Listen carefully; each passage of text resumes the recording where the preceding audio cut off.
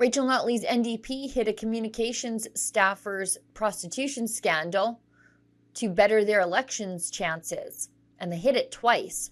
The NDP communications staffer Ben Aldrett was charged with communication for the purposes of soliciting sex back in December 2018.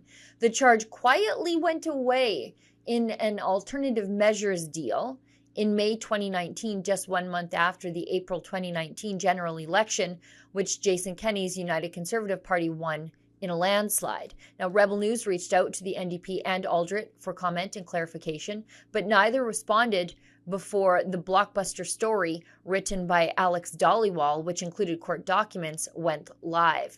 Rebel News offered an 18-hour deadline for a reply.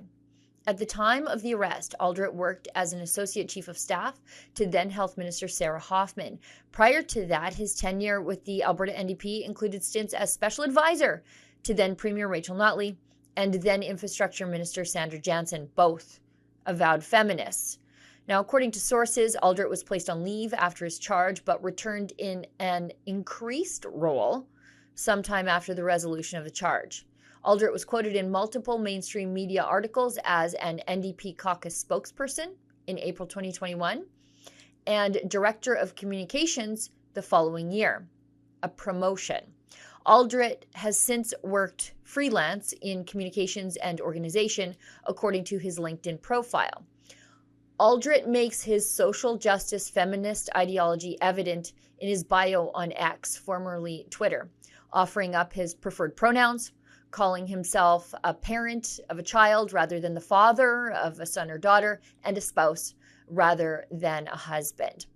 The NDP was able to hide these revelations through 2 election cycles, while constantly accusing the United Conservative Party of anti-woman rhetoric.